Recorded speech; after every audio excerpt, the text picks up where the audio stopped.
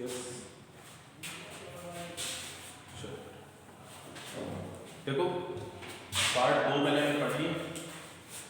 Part first में category का सामान्य परिचय और पार्ट सेकंड में कुछ आर्टिकल और 2 एग्जाम्पल किए हैं। ठीक है, एक बार रिकैप भी कर लेंगे। एग्जाम्पल फर्स्ट और एग्जाम्पल सेकंड। सेकंड क्लास थोड़ी सी बड़ी क्लास हो गई थी, पर पहली क्लास थोड़ी छोटी है, तो उनको देख लेना आप सारे पार्टों में डबल स्पीड करके देख लेना। पीछे वाला अगर देखोगे तो ये वाला समझ में आएगा। चलो, तो मैं आपको एक शॉर्ट नोट्स की तरह इनको एक एक कर लेते हैं 5 मिनट में। क्या क्या पढ़ा था हमने?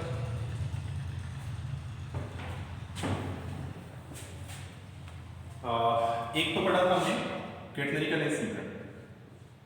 कैटेगरी का नेस मीटर, कैटेगरी का नेस मीटर क्या था? S is equal to c tensile.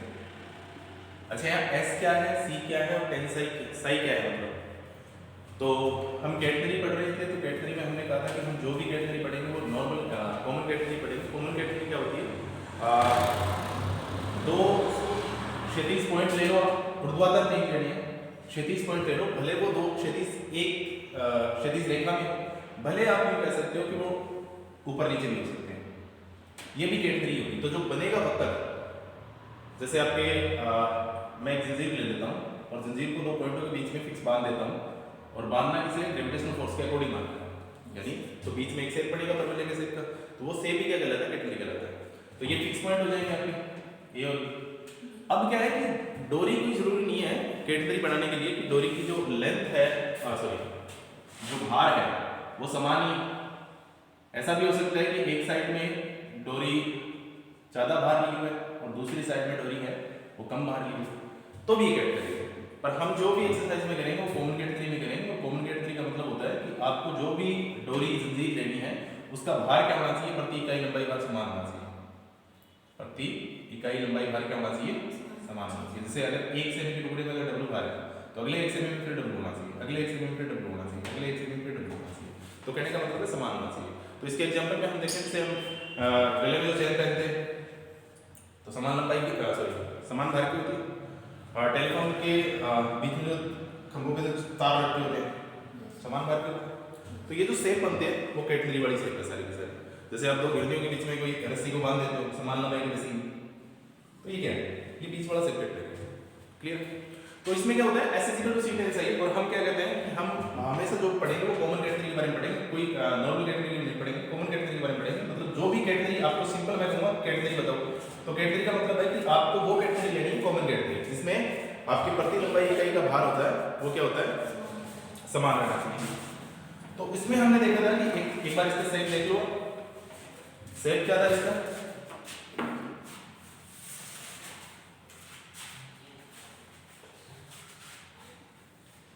S is equal to c tan psi पढ़ रहे हो, नेस मीटर ये भी था। S is equal to c tan psi. इसमें S क्या था? हम कोई पॉइंट मान लिया था हमने P, इस पॉइंट पे मैंने टेंजेंट को ड्रॉ किया था। ये टेंजेंट है वो नियता के साथ साइन कोण बना रहा था, और यहां से लेके इसको मैं C कह देता हूं, कैटेगरी का निम्नतम बिंदु C होता है। तो ये C से लेके P तक के बीच की दूरी क्या होती है? S होती है। तो फाइनली आपके पास ये जो समीकरण है वो नेस मीटर के रूप में आएगा, S equal to c tan psi. इसको प्रूव कैसे किया था? नमस्ते। प्रूव कैसे किया था इसको? कि इस P पॉइंट पे जो टेंशन आती है उसको क्या लिखते हैं? हम T लिखते हैं। और इस निम्नतम बिंदु पे जो तनाव होगा वो क्षैतिज दिशा में होगा। क्षैतिज दिशा में क्या होगा? इसको मैं T नोट लिख देता हूं। तो 2 तनाव है, एक तो आपके C पॉइंट पे है जो क्षैतिज दिशा में होगा, और एक जो आप जनरली जो पॉइंट लेते हो कैटेगरी पे उस पॉइंट पे आपको टेंशन दिखाना है, वो टेंशन क्या हो जाएगी? अब देखो हम स्टैटिक्स पढ़ रहे हैं, इसका मतलब कैटेगरी हिल्डन नहीं है, साम्यावस्था में है, तो इसका मतलब इस साइड के बल इस साइड के बल, ऊपर वाले बल और नीचे वाले बल फाइनली इक्वल है। तो हमने ये क्या कहा था कि मान लेते हैं कि ये अगर इकाई लंबाई भार आपकी कैटेगरी का या आपकी रस्सी का इकाई लंबाई का भार है वो स्मॉल w है, तो S चाप में टोटल भार कितना हो जाएगा? S गुना W या WS कह सकते हैं। तो ये आपका हो जाएगा WS। तो WS सेंटर में लगेगा और ये लगेगा WS। क्लियर? तो यहाँ से भाई इस साइड वाले जो भी तनाव है या बल है वो इस साइड के इक्वल होंगे, ऊपर वाले इसके इक्वल होंगे। तो इसको मैं जेड को मैं डिवाइड कर लेता हूँ, ये एंगल साइन है तो ये आपका हो जाएगा डी कोस साइन और ये हो जाएगा डी साइन डी साइन। और यहाँ से हमने कहा था कि t naught is equal to क्या होगा, t naught is equal to t cos sine और d sine sine is equal to क्या हो जाएगा, ये डब्ल्यू इज इक्वल टू क्या हो जाएगा डी साइन। दोनों को एक दूसरे से डिवाइड करेंगे, क्वेश्चन नंबर 2 को सॉरी 1 को 2 से डिवाइड करने से ये हो जाएगा tan साइन और इज इक्वल टू हो जाएगा W S upon T not. And T not का एक स्पेशल केस होता है कि कैटनरी के किसी भी बिंदु पे, आगे मैंने नोट में लिखा था कि कैटनरी के किसी भी बिंदु पे अगर तनाव देखना है तो वो तनाव किसके इक्वल होता है, कैटनरी की 40 पे चले जाओ आप। जैसे इस पॉइंट पे तनाव देखना है तो वो तनाव किसके समानुपाती होगा, अगर इस पॉइंट पे तनाव देखना है तो वो तनाव समानुपाती होगा किसके, इसके वाई कोऑर्डिनेट के, इस पॉइंट के वाई कोऑर्डिनेट के। अगर यहाँ तनाव देखना है तो इस पॉइंट के वाई कोऑर्डिनेट के इक्वल समानुपाती होगा। यहाँ देखना है तो यानी कहने का मतलब है कैटनरी में जैसे जैसे ऊपर बढ़ता जाऊंगा वैसे वैसे तनाव बढ़ता जाएगा। तो यहाँ हम क्या मान सकते हैं, टी नॉट को मैंने एक स्पेशल केस में लिखा है, टी नॉट क्या मान लो आप डब्ल्यू सी। तो जैसे ही मैं डब्ल्यू सी लिखूंगा tan sine is equal to क्या आ जाएगा W upon W C. W से W cancel out, S is equal to C cancel. यही है ना, ये मोस्ट इंपोर्टेंट है, इसको याद भी रखना है। अब बहुत सारे क्वेश्चन में ये हम यूज करेंगे, S is equal to C tan psi. एक आपका नेक्स्ट मीनिंग है, दूसरा इसी फॉर्मेट में आप पहले वाले वीडियो को देख लेना। एक हमने दिखा है कार्टेशियन फॉर्म।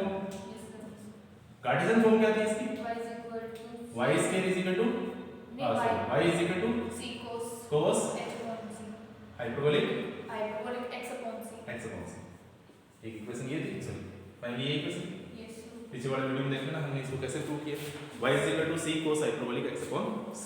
ये कार्तीय फॉर्म है दोनों एक ही से, दो स्कूल्स के नाम, ये है वही वेक्टर पर ये x और y में है इसलिए इसको कार्टेशियन बोल देता हूँ, ये SSI में है इसलिए इसको नेस बोल देता हूँ। अच्छा SSI में हमने पहले भी एक रिलेशन देखा वक्रता में, वक्रता इज इक्वल टू क्या होता है, रो इज इक्वल टू वक्रता त्रिज्या इज इक्वल टू क्या होता है ds अपॉन ds। वो भी SSI का रिलेशन था इसलिए वो नेस में था वक्रता त्रिज्या। क्लियर है, ये फर्स्ट ईयर में देखा था। और उसके बाद हमने क्या कहा था कि जो कैटनरी होती है उसकी शेप क्या होती है, कैटनरी की शेप होती है वो परवलयिक होती है। फिर मैंने कहा कि परवलय होते हैं तो परवलय में तो बहुत कुछ है, जैसे उसमें नियता भी होनी चाहिए, जैसे इसमें अक्ष भी होना चाहिए, जैसे उसमें नाभिलंब भी होना चाहिए। तो इसका जो समीकरण आएगा तो वो क्या आएगा, x square is equal to 2c y minus c। ये आएगा, इसका मतलब ये वाला सेम है, x square is equal to 4y ऐसा ही होता है परवलय। इससे जब मैं कंपेयर करता हूं इसका मतलब वो जो कोऑर्डिनेट y जो इसके शीर्ष आते हैं वो शीर्ष आते हैं 0 0। इसका मतलब ये तो वो है, ये तो वो परवलय था आपका जिसके शीर्ष क्या थे 0 0। पर आपकी कैटनरी में ये आपकी नियता थी, इस नियता यहाँ x को मान रखा है मैंने, तो यहाँ ये डिस्टेंस है y इक्वल टू c आ रही है, क्योंकि यहाँ से y इक्वल टू 0 रखते हो तो 0 कोऑर्डिनेट आता है और x इक्वल टू 0 रखते हो तो सिर्फ 0 0 आता है, और यहाँ से क्या आता है 0 से।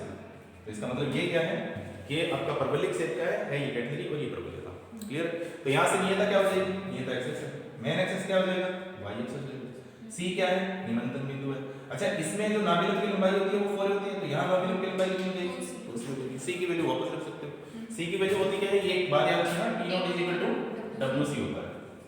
w t नॉट का मतलब है निम्नतम बिंदु पे तनाव कितना होगा। अगर मैं सिंपली कैटनरी को लटका देता हूं, जैसे गले में आपने चेन पहन रखी है तो गले में चेन के निम्नतम बिंदु पे जैसे आपके ये वाला पॉइंट है, तो इसमें अगर डायरेक्ट आप देखो कि तनाव कितना होगा तो ये जो तनाव होगा इस बिंदु पे वो क्षैतिज दिशा में रहेगा। क्लियर, पर अगर उसमें जैसे आप हनुमान जी की मूर्ति वगैरह डाल देते हो उसमें, तो इसका मतलब आपने कैटनरी में थोड़ा भार लगा दिया, भार लगा दिया तो आपकी जो कैटनरी की शेप है वो कुछ ऐसी हो जाएगी। क्लियर है, तो अब समझना कि अगर कैटनरी में आपने भार लगा दिया है तो आपका जो तनाव है वो क्षैतिज नहीं रहेगा, वो क्या हो जाएगा कोई ना कोई एंगल बनाएगा एक्सिस के साथ, कोई ना कोई पक्का एंगल बनाएगा। ठीक है, विस्थापित हो जाता है। मतलब अगर आपने भार नहीं लगाया तो आपकी कैटनरी का जो तनाव होगा निम्नतम बिंदु वो क्षैतिज रहेगा, और अगर आपने भार लगा दिया तो वो विस्थापित हो जाएगा या फिर उस स्पर्श रेखा की दिशा में कोई ना कोई तनाव डिनोट करेगा, वो क्षैतिज रेखा में नहीं होगा, थोड़ा सा विस्थापित हो जाएगा। ठीक है, इस बात को भी नोट कर लेना, शायद हम आगे पढ़ लेंगे। एक बार तो हमारे पास क्वेश्चन नहीं है, सेकंड बी पार्ट में शायद जैसे क्वेश्चन आएंगे हम कैटनरी पे थोड़ा भार भी लटका देंगे, उस वाले केस में हम अलग से बात कर लेंगे। तो कैटनरी की शेप हो गई परवलयिक और उसका समीकरण हो गया x square is equal to 2c y minus c। उसके बाद हमने x भी देखा था, नियता भी देखी थी और शीर्ष भी देख लिए थे, नाभिलंब की लंबाई भी देख ली थी। उसके बाद हमने देखा था कि ये अगर कैटनरी है तो दो पॉइंट इसमें इंपॉर्टेंट थे, एक तो इसमें सेज पढ़ा था हमने और एक हमने इसमें स्पान पढ़ा था। क्लियर, एक सेज पढ़ा था तो ये कैटनरी है, तो सेज क्या होता है सेज होता है साहब कि पहले स्पान बताओ, विस्तृति क्या होती है। तो आपने दो पॉइंटों के बीच में किसी डोरी को बांध रखा होगा, वो डोरी स्वतंत्रता पूर्वक गुरुत्वाकर्षण बल के अधीन लटक रही होगी, तो जो सेज बनेगा वो कैटेगरी होगा। तो जो फिक्स पॉइंट आपने कहे हैं, उन पॉइंटों के बीच की जो फाइनल डिस्टेंस है वो क्या होगी? वो स्पान होगी, या हिंदी में इसको मैंने क्या कहा? विस्तृति का। क्लियर?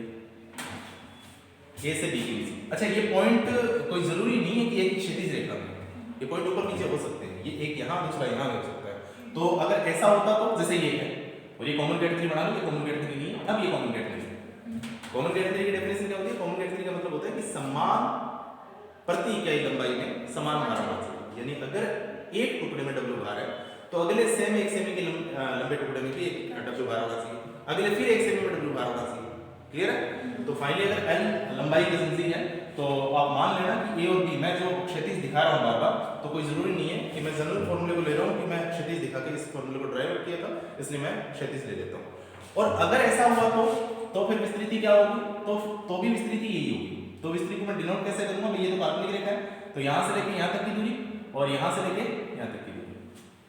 क्लियर है? या फिर यहाँ से लेके यहाँ तक की दूरी ले लो, तो ये दूरी मेजर कर लो और ये दूरी मेजर कर लो, इनके बीच की जो सीधी दूरी होगी वो क्या होगी? स्पान होगी। तो यहाँ विस्तृति क्या है? ये। और ये आपका निमंत्रण बिंदु था, तो यहाँ से लेके यहाँ तक जो होगा वो क्या हो जाएगा? सेज या ध्रुव। यानी आप विस्तृति को एक काल्पनिक रेखा मानो, उस काल्पनिक रेखा से बिंदु सी तक की जो गहराई होती है उसको मैं क्या कहता हूँ? जोड़ देता हूँ। उसके बाद में हमने कुछ नोट कहा था। नोट में एक तो हमने ये लिखा था कि अगर आप ऊपर बढ़ते जाओगे कैटेगरी के बिंदुओं में तो आपका जो टेंशन है वो बढ़ता जाएगा, बिकॉज कैटेगरी के प्रत्येक बिंदु में जो तनाव होगा वो समानुपाती होता है किसके? वाई। वाई क्या है? वाई कोऑर्डिनेट है उस पॉइंट का। जैसे आपने यहाँ तनाव लिया एक तो आपने ये पॉइंट ले रखा है तो इसमें x1 y1 है, एक आपने ये पॉइंट ले रखा है b मान लो तो ये x2 y2 है, एक आपने ये c पॉइंट ले रखा है मान लो, सॉरी यहाँ मान लो आप b है ये पॉइंट, तो इसको मैं x3 y3 मान लूंगा। अगर मैं पूछूं कि कैटेगरी के कौन से बिंदु पे तनाव सबसे ज्यादा होगा, तो कैटेगरी के सबसे ये y1 है, x1 y1 का मतलब ये दूरी x है और ये y1 है, ये दूरी x2 है और ये दूरी y2 है, इसका मतलब y2 ये है और y3 ये है। तो एक बात तो आपको ये याद रखनी है कि कैटेगरी के प्रत्येक बिंदु पे जो तनाव होगा वो समानुपाती होगा इसके y पे। तो यहाँ y धीरे धीरे बढ़ रहा है, y1 is less than y2 is less than y3, तो सबसे बड़ा कौन है? y3। तो कौन से बिंदु पे तनाव सबसे ज्यादा होगा? इस वाले पॉइंट। क्लियर है?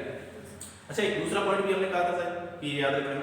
एक दूसरा पॉइंट ये था कि कई क्वेश्चन में ऐसे होगा, कोई जरूरी नहीं होगा कि आप उस डोरी को या उस जंजीर को दोनों पॉइंटों के बीच में फिक्स कर दो। कई बार आपने ऐसा भी देखा होगा, जैसे आप एक एग्जांपल हमने किया भी था, एग्जांपल था क्या? एग्जांपल नहीं था, एक आर्टिकल था, नहीं सिंपल हमने नोट लगा के बताया था कि जैसे ये एक घिरनी है और एक घिरनी, दो घिरनी और दो घिरनी ऊपर नीचे कैसे भी हो सकती है, डजंट मैटर, एक बार के लिए क्षैतिज रेखा में मान। तो मैं क्या करता हूँ, एक रस्सा लेके आता हूँ और इस रस्से को मैं फाइनली इसके ऊपर यूं डाल देता हूँ। क्लियर? अब एक बात बताओ, ये भारी है रस्सा, अगर ये रस्सा भारी है और मैं थोड़ी ऊंचाई पे लगा देता हूँ इसको, तो सिंपल सी बात है, क्या ये स्थिर रहेगा रस्सा? भैया बीच वाला कैटेगरी का शेप है, और अगर बीच वाला कैटेगरी का शेप है और अगर ये भारी है रस्सा, तो यहाँ इसका WG यहाँ काम करेगा। हाँ जी सर, फाइनली जो फोर्स होगा, जो बल लगेगा, ग्रेविटेशनल फोर्स जो लगेगा, वो मास के कारण यहाँ लगेगा सेंटर पॉइंट पे, तो ये रस्से को धीरे धीरे खत्म कर लेगा, अपने अंदर की ओर ले आएगा और कैटेगरी के शेप को खत्म करके पूरा रस्सा अंदर आ जाएगा। यानी एक ऐसी कंडीशन बताओ जिसमें ये कैटेगरी की शेप फिक्स हो जाए, अब हिले नहीं रस्सा। तो इसका मतलब ये जो सिरे जो खुले पड़े हैं, ये सिरा खुला है और ये सिरा खुला है, इसका मतलब बांध तो रखेगा। अब कुछ ऐसी कंडीशन बताओ यार कि आपका जो ये बीच वाला सिरा है वो कैटेगरी की शेप में फिक्स हो जाएगा। तो आपको क्या करना है, ये जो खुले सिरे हैं उनको कहां तक ले आना है? नियता पे छोड़ दो इनको। जैसे ये नियता थी, इस नियता पे ये दोनों सिरे छोड़ दो। अब आपके बीच की जो कैटेगरी का जो शेप है वो फिक्स रहेगा, अब रस्सा अंदर नहीं आएगा। एक नोट है, इतना सा पीछे वाला टॉपिक में किया था, उसके बाद दो एग्जांपल किए थे, सिंपल से एग्जांपल थे। आज जब हम करेंगे तीसरा एग्जांपल करेंगे। तो अब ग्रीन, आप पीछे वाला वीडियो देखेंगे आप की देखना की देखा, पर मैं जो फर्स्ट वीडियो है ना, सेकंड वीडियो है उसको शायद सब डबल स्पीड में करके देख लो, क्योंकि पूरा मैं रिपीट नहीं करवा पाऊंगा आपको। और अब अभी तो शायद 15 भी है ना, 14 को 16 को है। हाँ तो बस तैयार हो, 10 तो होगी। 9 क्या? हाँ तो जो सेकंड जो वर्चुअल वर्क वाला है ना, शायद मैं आपको फ्रैक्शन भी करवा दूंगा। घर से मैं जल्दी जल्दी वीडियो को अपलोड कर दूंगा, एक पार्ट अपलोड लेंगे जो इजी रहेगा आपके लिए, ठीक है। बाकी पूरा सिलेबस मैं उस पर इस चैनल पर डाल दूँ। लिखो बेटा तीसरा एग्जांपल लिखो इसका। एग्जांपल नंबर 3 आज बेटा आज ये इसी नाम से टेलीग्राम चैनल है, उस पर आप सर्च कर लेना, शायद मिल जाएगा आपको, ठीक है। आप शेयर कर देना सर। हाँ लिखो, ये कह रहा है एक 90 सेमी भारी एक समान रस्सी विभिन्न ऊंचाइयों की 2 चिकनी खूंटियों पर लटकी है, ठीक है। 90 सेमी भारी एक समान रस्सी, टोटल भार कितना है रस्सी का? मैं पूरा क्वेश्चन नहीं लिख रहा हूँ, रस्सी का भार कितना है? 90 सेमी। टोटल जो रस्सी का भार है भारी एक 90 सेमी भारी है यार, भार थोड़ी है, लंबाई है रस्सी की लंबाई, और एक समान भार है इसका। एक समान भार है, मतलब कॉमन कैटेगरी की बात कर रहे हैं हम, सभी में लिख रहे हैं और वेट बता रहे हैं। एक समान रस्सी विभिन्न ऊंचाइयों की 2 चिकनी खूंटियों पर लटकती है, ठीक है। चिकनी खूंटियां बताने का मतलब भिड़ने भी बता सकते थे, पर चिकनी खूंटियां बताइए, बता दूंगा क्यों। चिकनी खूंटियां का मतलब क्या है कि अगर वो खिसकती हुई अंदर आएगी तो घर्षण नहीं लगना चाहिए, क्योंकि एक बात बताओ, जब मैं चल रहा हूँ इस साइड में चल रहा हूँ तो फ्रिक्शन लग रहा है, तभी तो मैं चल रहा हूँ, भाई घर्षण के कारण तो मेरी गति हो रही है। अच्छा अगर मैं इस साइड में जा रहा हूँ तो घर्षण किस साइड में लगेगा? पीछे की ओर लगेगा। तो ये हम सेकंड जो चैप्टर है उसमें देखें, फ्रिक्शन में जब करवाऊंगा उसमें बता दूंगा आपको। और ये घर्षण गुणांक म्यू आर लैम्डा इसमें शायद नहीं यूज होगा क्योंकि चिकनी है, और चिकनी का मतलब होता है कि घर्षण अगर वो फिसल रही है तो घर्षण तो लग रहा है, पर उसको आप नेगलेक्ट कर दो। जब चिकनी नाम देगा उसका मतलब आपको जो घर्षण लग रहा है उसको नेगलेक्ट करना है। तो यहाँ इस क्वेश्चन में आपको नेगलेक्ट करना है। और अगर मैं नहीं कहूँ कि ये चिकनी खूंटी नहीं है, ये इस पे फिसल रही है, तो इसका मतलब घर्षण को इंक्लूड करना आपको। खैर ये कह रहा है कि 2 चिकनी खूंटियां और विभिन्न ऊंचाइयों पे है, एक ही मान, क्लियर है। एक 90 सेमी भारी एक समान रस्सी विभिन्न ऊंचाइयों की 2 चिकनी खूंटियों पर लटकती है। ऊर्ध्वाधर लटकने वाले भाग की लंबाई 33 तथा 30 सेमी तथा 33 सेमी। इसका मतलब ऊर्ध्वाधर लटकने वाले भाग की लंबाई, एक बार थोड़ा सा सेट कर लेना इसका मतलब यार, क्लियर है। ऊर्ध्वाधर ये और एक ही कैटेगरी का साइड वैसे ही बनेगा। 33 इस साइड वाला 30 ले रहे हो, 30 और 33 है, तो इस साइड वाला बड़ा एक साइड में थोड़ा उसको 30 कर दो और इसको क्या कर दो 33, ये 33 है बेटा, क्लियर है।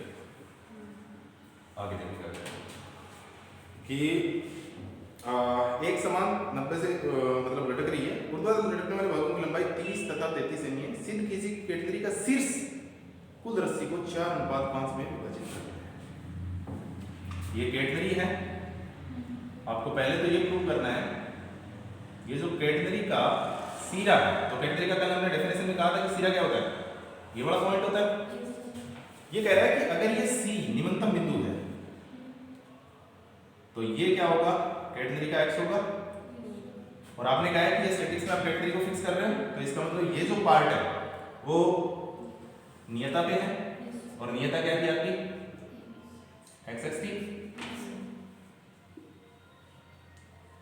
ये पॉइंट मैं मान लेता हूं बी और ये पॉइंट मैं मान लेता हूं ए, जो आपकी खूंटियां है। अब हमें ये सिद्ध करना है कि ये जो सी पॉइंट है वो पूरी रस्सी को, सी पॉइंट संपूर्ण रस्सी को कितने अनुपात में विभाजित करता है। एक ही क्वेश्चन ये दो है नहीं, आगे भी है दूसरा क्वेश्चन। दूसरा है कि खूंटियों के मध्य दूरी भी बताओ आप, क्लियर है। अच्छा एक बात बताओ कि भाई मैं सी को जानना चाहता हूं कि सी डिवाइड कर दे इस वाले साइड के रस्से को और उस वाले साइड के रस्से को कितने अनुपात कितने में, 4:5 में। अगर 4:5 में डिवाइड करवाना है आपको, तो इसका मतलब आप तो ये पता कर लो यार, ये वाला भाग कितना है, ये वाला भाग कितना है। इसका मतलब ये वाला भाग का तो पता ही है आपको। अगर ये दूरी आपके पास आ जाए जैसे जैसे करके, और ये दूरी आ जाए, तो फाइनली मैं कह दूंगा कि देखो टोटल लंबाई 90 थी, इसमें से ये दूरी आ गई मेरे पास। अगर ये दूरी आ जाती है तो इसको और इसको इंक्लूड कर लूंगा, ये हिस्सा बन जाएगा, और इसको और इसको इंक्लूड कर लूंगा, ये हिस्सा बन जाएगा। फिर आपको अनुपात बताना है, तो ये बैठना ये तो 4:5 हो जाएगा, ये सिद्ध करना है। अब एक बात बताओ कि हमने बहुत सारे फॉर्मूले लिखे थे। मैंने कहा था कि x व y का रिलेशन होगा, एक x व y का रिलेशन है, एक s व साई का रिलेशन है, एक x व साई का रिलेशन है, एक y व साई का रिलेशन है। सभी रिलेशन हमने पढ़े थे। वो रिलेशन एक बार फिर से थोड़ा याद रख लो। एक तो s व साई का रिलेशन तो बेस में करनी है यार, एक s व x का रिलेशन था c sin hyperbolic x upon c, एक y square is equal to c square plus s square था, ठीक है। एक c sec साई था, एक x था c log sec Sai plus tan Sai, और y is equal to c cos hyperbolic x upon c। Most important result यही है, और x square is equal to 2cy minus c, x square is equal to 2cy minus c। 2c minus c, ये तो properly formula. हाँ बाकी मेरा result यही है। yes sir। अब आपको ये देखना होगा कि यार कौन से फॉर्मेट को यूज कर रहे हैं हम, ताकि देखो x साई का रिलेशन, साई का मतलब है कि नियता से किसी बिंदु पे एंगल अगर दिया होता तो मैं ये वाला फॉर्मूला x और साई से रिप्रेजेंट कर लेता। यहां भी क्या है, साइन मतलब ये s व x का रिलेशन है, x व x का रिलेशन। इसका मतलब है अगर मुझे कहीं ऐसा मिलता कि ये डिस्टेंस मुझे दी दी होती कि ये x से ये इतनी दूरी पे कुंडी बंदी है, कुंडी लगी है, और इस x से इसके विपरीत साइड में एक इतनी दूरी पे कुंडी लगी है, तो इसका मतलब x भी दिया है और s का मतलब ये निकालना है, तो ये निकाल लेते हैं। अब हमारे पास एक फॉर्मूला ये है y square is equal to c square plus s square. इसका मतलब अगर आपके पास y है तो आप उस कैटेगरी में c और x की वैल्यू को कैलकुलेट कर सकते हो। c फिक्स होता है, c मैंने कहा था प्राचल है, तो इस वाले सिरे में भी c यही है और इस वाले सिरे में भी c यही है। इसका मतलब c तो फिक्स है, c इज ए कांस्टेंट। अब s क्या है, इसको मैं s1 मान लूं एक बार के लिए।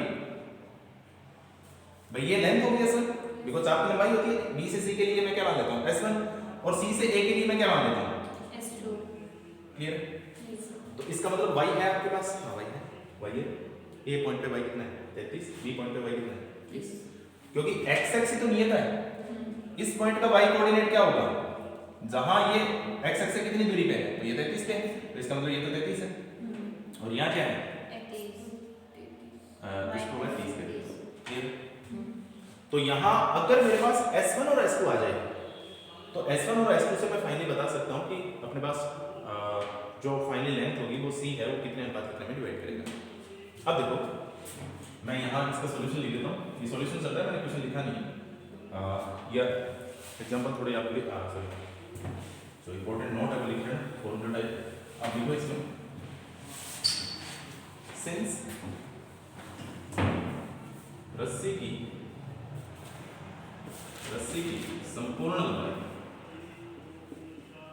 रस्सी की संपूर्ण लंबाई कितनी है 90 सेमी।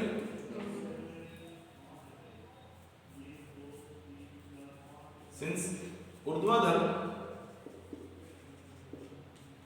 लटके भागों की लंबाई, ऊर्ध्वाधर लटके भागों की लंबाई कितनी है 33 प्लस 30। इसको मैं कोई नाम दे देता हूं, आप एक बार के लिए इसको d और e कह दो। ऊर्ध्वाधर लंबाई कितनी है AD प्लस BE, तो AD प्लस BE में फाइनली AD कितना है, AD 33 है और BE कितना है 30, तो ये हो जाएगा आपका 63। क्लियर है, 63 सेमी। दैट अब देखो S1 प्लस S2 कितना हो जाएगा 90 minus 63 is equal to 33। Clear है, सॉरी 33 है क्या, नहीं 33 है क्या, 7 और 27, ये बचेगा। इक्वेशन नंबर सेमी लगा दो, सेमी लगा दो, इक्वेशन नंबर। कहने का मतलब अगर आपको ये लेंथ दी है तो आपको S1 और S2 आपको पता है कि टोटल लंबाई मुझे पता है। अब मैं अगर S1 अलग निकाल लूं और S2 अलग निकाल लूं तो हम बता पाएंगे कि 33 ये है और S1 की लंबाई ये है। इस पार्ट को अलग कर लूंगा, S2 को इस पार्ट से अलग कर दूंगा। तो हम जानते क्या है कि रिजल्ट है मेरे पास we know that y square is equal to क्या होता है c square plus s square. तो यहाँ दो है, एक y1 है एक y2। तो y1 वाला पार्ट अलग होगा, c तो फिक्स है दोनों में, तो c1 c2 तो लिखने से कोई फायदा नहीं। c1 c2 का मतलब अगर दो c1 c2, एक c1 होता दूसरा c2 होता तो लिखता, पर निबंधन में तो दोनों पार्टों में एक ही है, तो इसका मतलब ये c है और s1 अलग है और s2 है। तो इसको मैंने s1 माना है, तो इसको आप x1 y1 और इसको आप x2 y2 मान सकते हैं। तो y1 स्क्वायर इक्वल टू कितना आ जाएगा, y1 स्क्वायर कितना है 30 है ना, y1 कोऑर्डिनेट c स्क्वायर अपनी जगह है और s1 स्क्वायर पड़ा है। और दूसरे में क्या है y2 square c square plus s2 square होता है ना, तो y2 स्क्वायर कितना है 33 का square is equal to c square plus s2 square. Equation number 3 by equation 2 and 3 मैं सेकंड में से फर्स्ट को थर्ड में से सेकंड को सब्ट्रैक्ट कर देता हूं। तो s2 square minus s1 square is equal to ये कितना हो जाएगा 33 का स्क्वायर c से कैंसिल आउट हो जाएगा 33 स्क्वायर माइनस 30 स्क्वायर। इसकी कैलकुलेशन करना बेटा मैंने लिखा है s2 square minus s1 square को लिख लो आप s2 minus s1 into s2 plus s1। Clear है? तो ये s2 माइनस s1 ये हो जाएगा आपका कितना हो जाएगा ये 9 18 9 और 1089 माइनस ये कितना हो जाएगा 900, ये कितना हो जाएगा भाई 189। इसको मैं क्या लिख सकता हूँ s2 minus s1 into s2 plus s1। s2 plus s1 है आपके पास 27 है, तो s2 माइनस s1 कितना हो जाएगा s2 minus s1 is equal to 189 upon equation number 1 से s1 प्लस s2 की वैल्यू लिखोगे तो 27 और ये कितना हो जाएगा भाई 7 से नहीं आ रहा है s2 माइनस s1 कितना आ गया 7। s1 प्लस s2 आपके पास 27 है और s2 minus s1 equation number 4 ले लो by equation first and fourth तो हो जाएगा आपके दोनों को ऐड कर लो एक बार के लिए s2 minus s1 s1 plus s2। तो ऐड करोगे तो s1 से s1 कैंसिल आउट हो जाएगा 2s2 बचेगा 2s2 इज इक्वल टू 34 क्या, तो s2 इज इक्वल टू 17 और s1 is equal to value रख दो कहीं एक 17 रखोगे तो ये हो जाएगा 10। क्लियर? s1 कितना है 10 सेमी, s2 कितना है 17 सेमी। तो हमें क्या सिद्ध करना था कि जो c पॉइंट है वो संपूर्ण रस्सी को 4:5 में विभाजित करे, ऐसा हमें प्रूव करना था। तो c पॉइंट ये है। अब ये रस्सी की लंबाई देख लो टोटल और ये रस्सी की टोटल लंबाई देख लो और यहाँ देख लो दिस अपॉन दिस फाइनली तो लिख लो अतः b या फिर EBC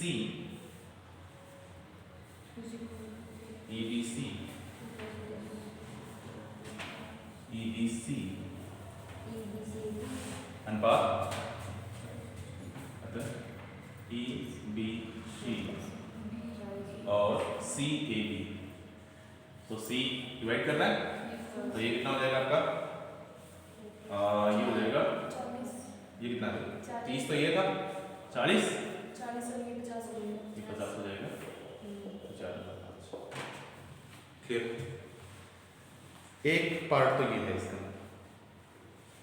सेकंड पार्ट देखते हैं। सेकंड पार्ट ये कह रहा है कि खूंटियों के बीच में दूरी बताओ आप कितनी है। कहने का मतलब स्पान की बात कर रहे हैं। अगर ये खूंटियां दोनों एक ही क्षैतिज रेखा में होती है, जैसे ए बी इसी पॉइंट पे होता बी पे, तो मैं क्या करता स्पान निकाल देता। स्पान का मतलब इस टोटल दूरी को मैं x मान लेता या फिर यहाँ से लेके यहाँ तक की दूरी को x मान लेता, बिकॉज ये किसी न किसी पॉइंट के कोऑर्डिनेट होते हैं। जैसे सपोज करो a यहाँ होता तो x1 y1 होता, तो इसका मतलब ये डिस्टेंस x1 है और ये डिस्टेंस y1 है, इसका मतलब ये निकाल लो साहब और फिर इसी साइड से ये भी निकाल लेना। या फिर अगर सेम दूरी पे है तो दोगुना कर देते, पर ऐसा नहीं है। इसमें सबसे पहले कहा था कि विभिन्न ऊंचाइयों पे दो खूंटियां हैं, इसका मतलब ये किसी और लेंथ पे और दिख भी रहा है कि 30 सेमी ऊंचाई पे और 33 सेमी ऊंचाई पे, बिकॉज अगर कैटेगरी का बीच का सेम ऐसे रह रहा है तो ये नियता पे ठीक होंगे कुल ऐसे। अभी हमने नोट में लिखा था। तो अब हमें क्या करना है खूंटियों के बीच की दूरी। अब थोड़ा एज्यूम करो कि कौन सा फॉर्मूला यूज कर सकते हैं। ये साफ कर दो, लिखो कैटखड़ी के बीच की दूरी, हाँ सॉरी खूंटियों के बीच की दूरी ए बी के बीच की दूरी। अच्छा मैं इसमें थोड़ी थ्योरी लिख देता हूं कि माना ए क्या है x2 y2 तथा b क्या था x1 y1। तो हमें पता क्या करना है, x2 y2 a है और x1 प्लस x2 कर लें, दोनों खूंटियों के बीच की दूरी आ जाएगी। तो लिखो आप देन दो या दोनों या ए बी के बीच की दूरी, ए बी के बीच की दूरी, ए बी के बीच की दूरी क्या हो जाएगी x1 प्लस, बिकॉज x1 क्या है, x1 तो यहां से लेके यहां तक की दूरी है, बिकॉज इसका कोऑर्डिनेट आपने x1 y1 माना है और इसका कोऑर्डिनेट आपने x2 y2 माना है। इसका मतलब यहां से लेके ये कोऑर्डिनेट क्या हो जाएगा इसका x2 और ये कोऑर्डिनेट है x1, तो इन दोनों के बीच की दूरी हो जाएगी x1 प्लस x2। तो अब हमें x1 निकालना है और अब हमें x2 निकालना है। तो x1 निकालने के लिए आपके पास कुछ ना कुछ फॉर्मूले दिए होंगे यार, दिए हैं ये दोनों। सिंपल सी बात है कि वैल्यू किसकी पता है, y की वैल्यू पता है बिकॉज y2 33 है एंड y1 क्या है 30 है। अब कुछ ऐसे फॉर्मूले जनरेट करो जिसमें आपको y का पता हो और x निकालना हो। तो आपके पास एक इक्वेशन है, we know that x square is equal to 2cy minus c, x square is equal to 2c minus c, 2c y minus c, y minus c, और c की वैल्यू में दोनों तरफ एक जैसी है। यहाँ से आप नहीं s1 s2 के लिए c की वैल्यू, c की वैल्यू हाँ c की वैल्यू नहीं पता तो c की वैल्यू, अच्छा इससे अच्छा है इसका जो आंसर आ रहा है वो सिद्ध करना आ रहा है, इसका आंसर कोस हाइपरबोलिक में आ रहा है, इससे भी कर सकते हो आप, सेम ही जाएगा, c की वैल्यू सेम है, y आप y1 और y2 को अलग अलग रख लो, इसके लिए आप x1 निकाल लो तो ये रख लो और x2 निकाल लो तो ये रख लो, x2 square is equal to 2c y2 minus c, ये भी ठीक है। यहाँ से आपके पास आंसर आ जाएगा, पर वो आंसर बुक के हिसाब से मैच नहीं करेगा बिकॉज इसका आंसर है वो कोस हाइपरबोलिक इनवर्स में आ रहा है। तो उसको मैच करने के लिए दूसरा फॉर्मूला देखो, आंसर को मैच करने के लिए ये भी ठीक था, यहाँ से आपके पास आंसर सेम ही आ जाएगा पर कोस हाइपरबोलिक इनवर्स में नहीं आएगा, दूसरे फॉर्मेट में आएगा। तो y इक्वल टू क्या होता है c का है cos hyperbolic, c cos hyperbolic x upon c, semi process है। इसका मतलब यहाँ से y की वैल्यू पता है, x की वैल्यू पता करनी, तो यहाँ से x इज इक्वल टू क्या हो जाएगा y upon c is equal to cos hyperbolic inverse x upon c, तो यहाँ से हो जाएगा x इज इक्वल टू क्या हो जाएगा c cos हाइपरबोलिक इनवर्स, इसमें आंसर आ रहा है इसलिए मैं ये लिखता हूँ y अपॉन c। क्लियर है? अब हमें x1 अगर निकालना है तो यहाँ y1 कर देंगे और x2 निकालना है तो यहाँ x2 कर देंगे, y2 कर देंगे। Then x1 is equal to क्या हो जाएगा c cos hyperbolic y1 upon c और x2 इज इक्वल टू क्या हो जाएगा c cos hyperbolic, sorry inverse है, inverse y2 upon c। Value रख दो बेटा, y1 की वैल्यू है आपके पास, y1 कितना है, y1 कितना है 30 है, y1 इज तो ये आ जाएगा x1 is equal to c cos hyperbolic inverse y1 आपका 30/c और x2 is equal to c cos hyperbolic inverse y2 कितना है 30। अब आपके पास अगर c की वैल्यू आ जाए, c का मतलब निम्नतम बिंदु के कोऑर्डिनेट या c की वैल्यू फाइनली आप पता कर लो, तो हम c की वैल्यू को फाइंड आउट कर सकते हैं। कैसे कि साहब आपके पास एक इक्वेशन थी जो आपने एक या दो या तीन नंबर इक्वेशन लिखी थी, उसमें आपने लिखा था since y square is equal to क्या था, y square is equal to c square plus s square था। तो यहाँ से आपके पास c की वैल्यू निकालनी है, तो y1 से चाहिए तो s1 अलग था और y2 चाहिए तो s2 अलग था, चाहे आप y2 से निकालो चाहे आप s2 से निकालो एक ही बात है। तो y1 की वैल्यू कितनी है, ये इजी रहेगी कैलकुलेशन, साइड ये कर लेता हूं, 30 का square 900 c square plus s1 कितना था पता नहीं, बाकी s1 कितना निकाला था 10, तो c square is equal to 20 हो जाएगा, c स्क्वायर इज 800 हो जाएगा और सी की वैल्यू कितनी आ जाएगी यहाँ से 400 गुणा 2 तो 20/2 सी की वैल्यू 20/2 सी की वैल्यू रख दो यहाँ equation star and double star value by equation star and double star c की वैल्यू रख दो बेटा सी की वैल्यू रखोगे तो आपके पास आंसर आ जाएगा अगर कर लिया सी की वैल्यू यहाँ रख दो 20/2 सी की वैल्यू यहाँ रख लो सी की वैल्यू यहाँ रख लो सी की वैल्यू यहाँ रख लो 20/2 कॉमन आ जाएगा दोनों से बिकॉज़ सी कॉमन आ जाएगा जैसे स्टार एंड डबल स्टार से करोगे तो x1 x2 फाइनली आपके पास आएगा क्या सी कॉमन आ जाएगा और अंदर बचेगा cos hyperbolic inverse 30/c plus cos hyperbolic inverse 33/c सी की वैल्यू रख लेना ये भाई आपके पास आंसर आ जाएगा तो सेम चाहिए आपको 33/2/40 और cos हाइपरबोलिक इनवर्स 3/2/40 सही है 33/2/40 बिकॉज़ √2 क्या आएगा 20/2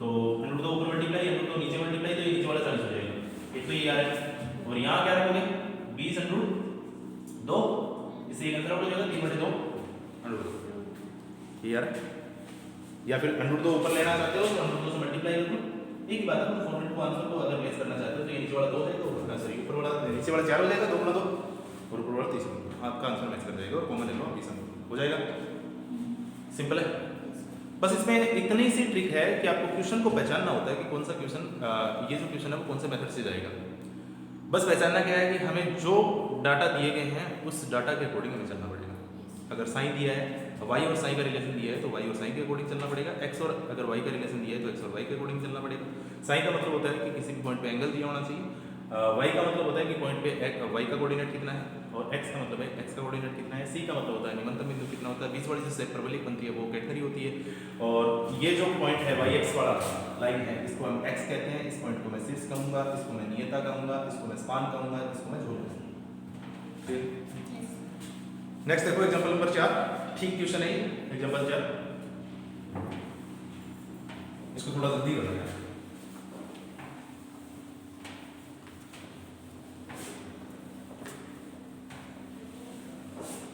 देखो क्या कह रहा है कि एक सामान्य कैटेगरी के एल लंबाई के एक भाग के सिरों पर स्पर्श रेखा झुकाव अल्फा तथा बीटा है यदि दोनों सिरों कैटेगरी के एक ही ओर होगा इस बार वो बड़ी कैटेगरी नहीं है जो आप समझ रहे हो तो सिद्ध कीजिए कि सिरे की ऊंचाई एक सिरे की दूसरे सिरे से ऊंचाई इतनी है तो ये तो यार y1 - y2 ठीक चलो देखो कि एक सामान्य कैटेगरी जेपीएच की नमकार का एग्जांपल नंबर 4 है पेज नंबर 89 कह रहे हैं कि एक सामान्य कैटेगरी एल लंबाई के एक भाग के सिरों पे स्पर्श रेखा के साथ झुकाव होगा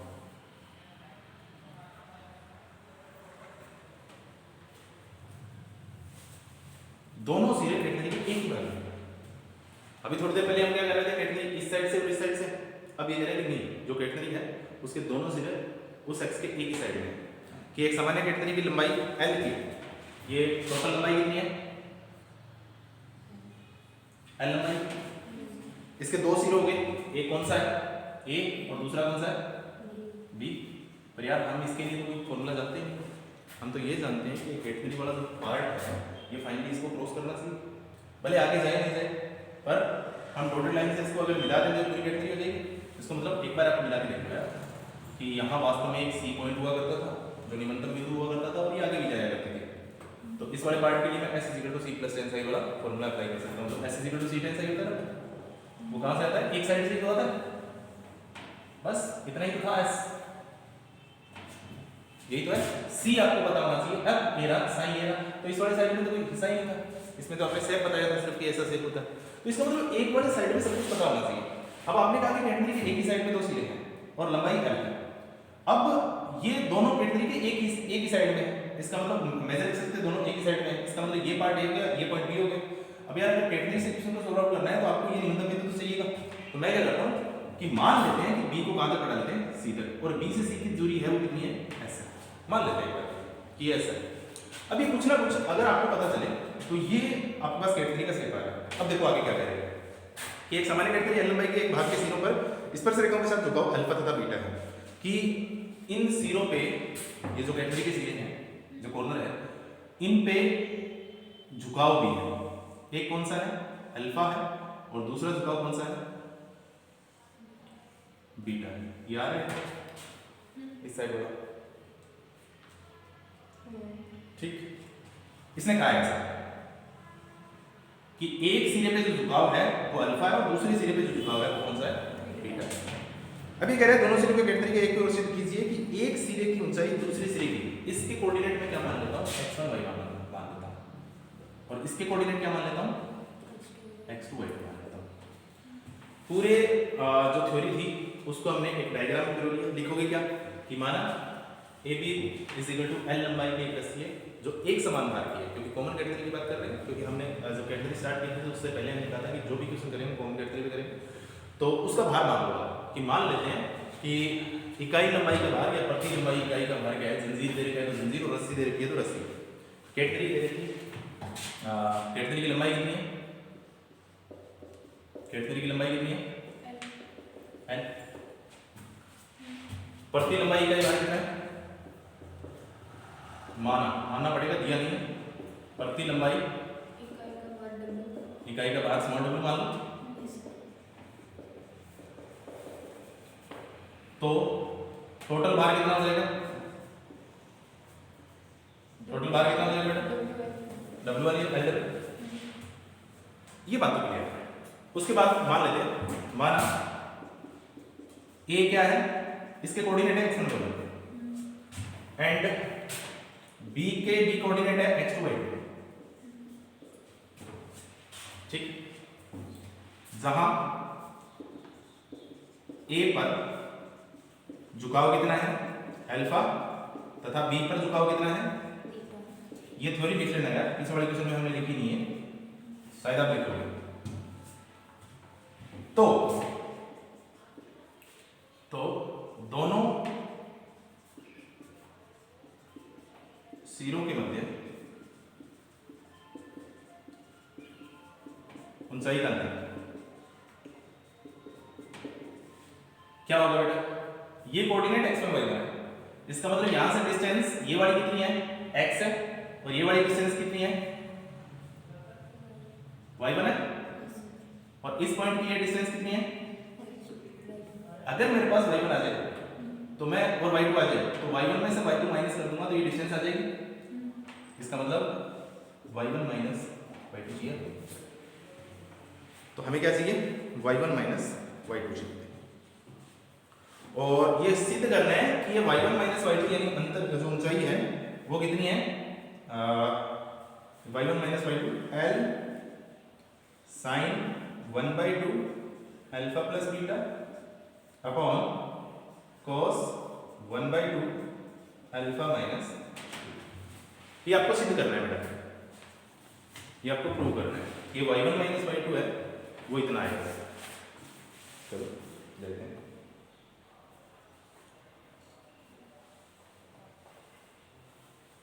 अब y1 माइनस y2 यार देखो y1 माइनस y2 करना है, दिया क्या है, दिया तो एंगल है, a पॉइंट पे अगर y1 चाहिए तो a पॉइंट पे एंगल चाहिएगा, a पॉइंट पे एंगल है अल्फा, b पॉइंट पे चाहिए तो b पॉइंट पे भी एंगल है, और रिजल्ट भी किसमें मांग रहा है, एंगल में मांग रहा है, इसका मतलब सिंपल सी बात है, since we know that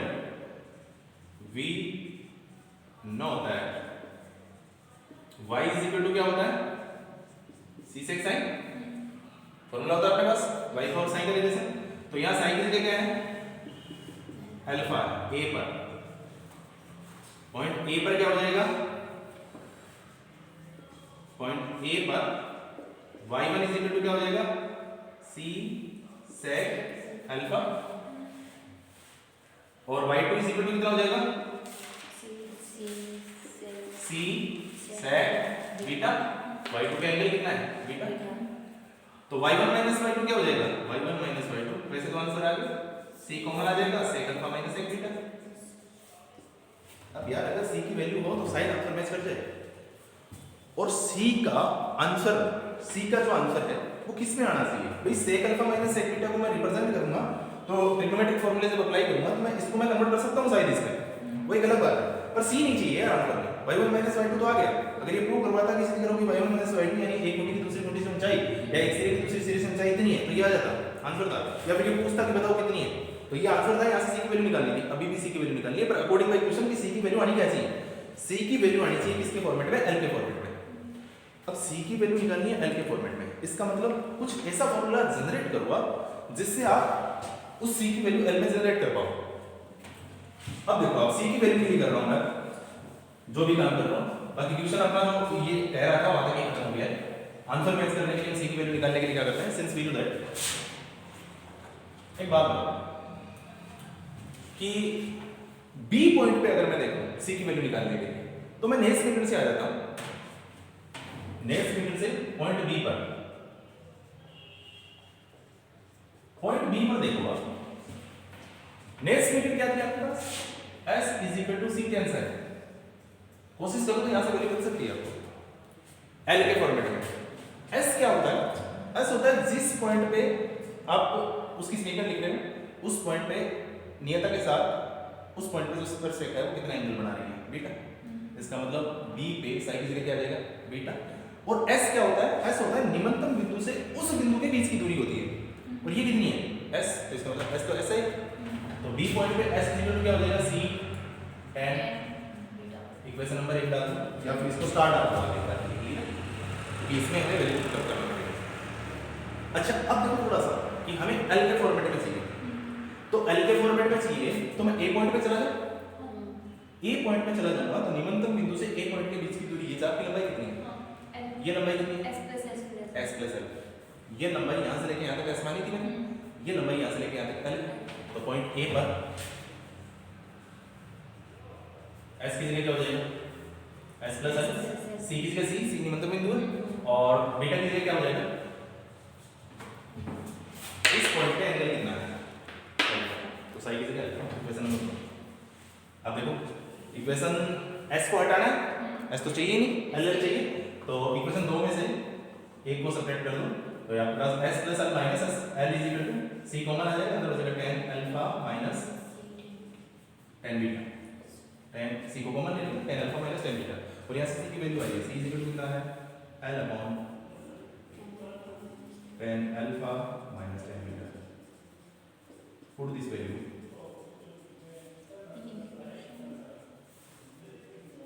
in equation star, then we have कितना आएगा, y1 minus y2 l upon tan alpha minus tan beta, और ऊपर साथ में क्या है, sec alpha minus sec beta, ये लो। अब sec अल्फा की जगह 1 upon cos alpha, sec beta की जगह 1 अपॉन cos बीटा, एलसीएम लेना cos alpha into cos beta, इस साइड आ जाएगा cos बीटा, उस साइड आ जाएगा cos अल्फा, ऊपर तो ये हो जाएगा, यहां क्या हो जाएगा sin alpha minus sin alpha upon cos alpha minus sin beta upon cos beta, sin alpha upon cos beta, cos alpha into cos beta LCM आ जाएगा cos alpha into cos beta, cos alpha into cos beta से cancel out हो जाएगा, यहां आएगा sin alpha into cos beta, और यहां आ जाएगा sin alpha sin beta into cos alpha, तो नीचे वाला फार्मूला तो सेम बन जाएगा, और ऊपर वाले फार्मूले की जगह आप क्या लिखोगे, cos alpha cos a minus b वाला फार्मूले को जनरेट करोगे तो आपके पास sin में कन्वर्ट कर सकते हो इसको, तो आप आंसर को मैच कर लेना, ट्रिग्नोमेट्रिक फार्मूले आ गए, क्लियर है, एक दो स्टेप में आंसर आ जाएगा, सिंपल है, ऐसे क्वेश्चन है, एक्सरसाइज आप कर पाओगे। एग्जांपल नंबर 5 कैलकुलेट है, example number 5 side second part में कर लेंगे।